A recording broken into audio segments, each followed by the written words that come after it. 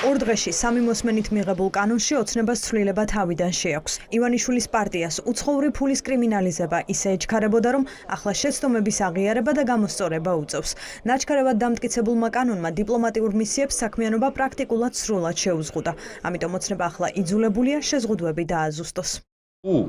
დიპლომატიურ წარმომადგენლობას საელჩოს თავისი ქვეყანა ჩაურიცხავს თანხას თავისი მიზნების განსახორციელებლად ვენის კონვენციის შესაბამისად საქმიანობისათვის ეს იქნება მაგალითად რომ თანამშრომლები დაიქირაოს ან საჯარო პოლიტიკა საკუთარი ქვეყნის წარმოჩენა მოახდინოს ამ ყველაფერს არც მოქმედი კანონის მიხედვით არ სჭირდებოდა მთავრობასთან შეთანხმება და არც ახალი ცვლილებების მიღების შემდეგ არ დასჭირდება. საელჩო გასცემს რომელიმე ფიზიკურ პირზე ან იურიდიულ პირზე თანხას, რომელიც მიმართული იქნება ჩვენს ქვეყანაში პოლიტიკის ჩამოყალიბებისკენ, განხორციელებისკენ, საზოგადოებას ზეგავლენის მოსახდენად, ეს ჩაითვლება გრანტად და ეს საჭიროებს საქართველოს მთავრობასთან შეთანხმებას. დაზუსტებების მიუხედავად კანონში ბუნდოვანებები მაინც რჩება. საელჩოებმა ისევ არ იციან, რა შეიძლება ჩაითვალოს მისიის არაპოლიტიკურ საქმიანობად, რისთვისაც ფინანსების გაღება დასაშვები იქნება, რადგან ოცნების ინიცირებული ცვლილებები ინტერპრეტაციის საშუალებას მაინც იძლევა. კი წერია განმარტებით ბარათში, რომ თითქოს ეს გარკვეული ბუნდოვანების დასაზუსტებლად არის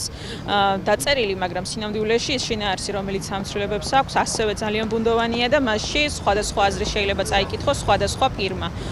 რაც ახლა იკვეთება, როგორც ჩანს, ეს შეეხება დიპლომატიურ დაწესებულებებს, საელჩოებს, საერთაშორისო ორგანიზაციებს, მათ საქმიანობასთან დაკავშირებით გაცემულ სახსრებს, რომელიც შესაძლოა რაიმე სერვისები იყოს, რომელიც უშუალოდ ამ დაწესებულებებს სჭირდებათ თავიანთი შიდა საქმიანობისთვის, ეს როგორც ჩანს, აღარ ჩაითვლება გრანტად. ანუ ესეც არის გაუგებარი კონკრეტულად რა ტიპის საქმიანობა მოიაზრება ამაში, თუ ყველაფერი მოიაზრება, მაშინ ეს ძალიან ფართო საქმიანობის სპექტრი შეიძლება ეხებოდეს. ძალიანადაც ეს პროცესი აჩვენებს იმას, რომ კანონის წერის პროცესში არ არის დაცული ის ელემენტარული სტანდარტები, რასაც ქვია, რომ უნდა იყოს განჭვრეტადი რა იგულისხმება კანონში და ბუნდოვანია ეს კანონი ამ სტანდარტებს ვერ აკმაყოფილებს, ეს აჩვენებს ქართული ოცნების კანონშემოქმედების სახეს.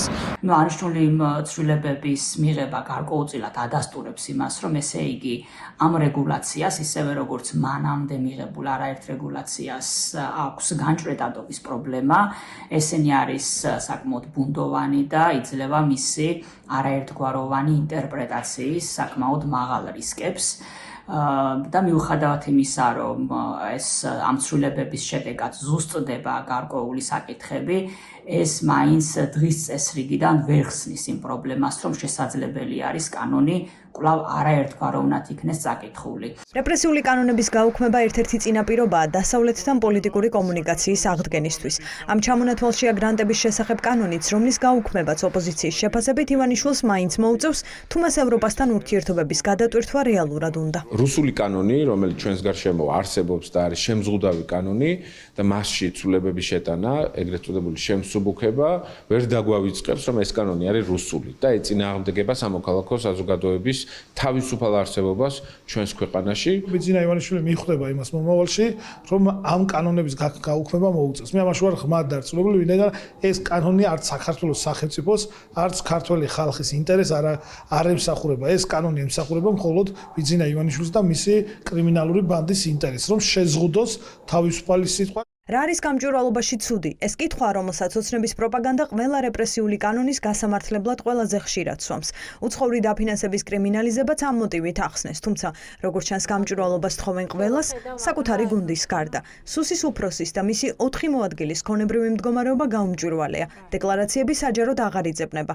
დინარაძე და მისი მოადგილეები მათ ქონებას არც სამომავლოდ გაასაჯაროვებენ. სახელმწიფო უსაფრთხოების მაღალი თანამდებობის პირები სხვადასხვა ქვეყნებში არ ასაჯაროვებენ თავიანთ დეკლარაციას, ბატონი მამუკა დინარაძეც და დანარჩენი ხელმძღვანელი პირების, რა თქმა უნდა, ავსებენ დეკლარაციას, ეს დეკლარაცია ასახული არის აუდიტის სამსახურში, უბრალოდ აქ არის გამონაკლისის სახით მათი გასაჯაროვება, ეს ძალიან ლოგიკურია, იქიდან გამომდინარე, რომ ნამდვილად არ არის მიზანშეწონილი, რომ ყველა მოქალაქე მიცოდეს მაგალითად საცხოვრობს სუსის ხელმძღვანელი და მსგავსი დეტალები. დეკლარაციები უსება, უბრალოდ ლოგიკურია, რომ ეს არ საჯაროვდება.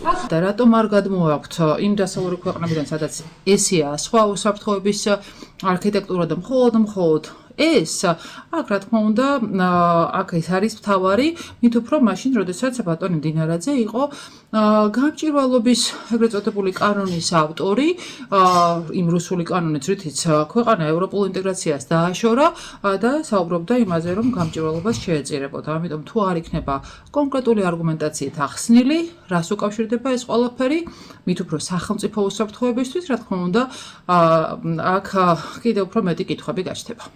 სუში ამბობენ, რომ დეკლარაციების საჯარო სივრციდან აღება საერთაშორისო პრაქტიკაა და უსაფრთხოების გამოწვევებს უკავშირდება.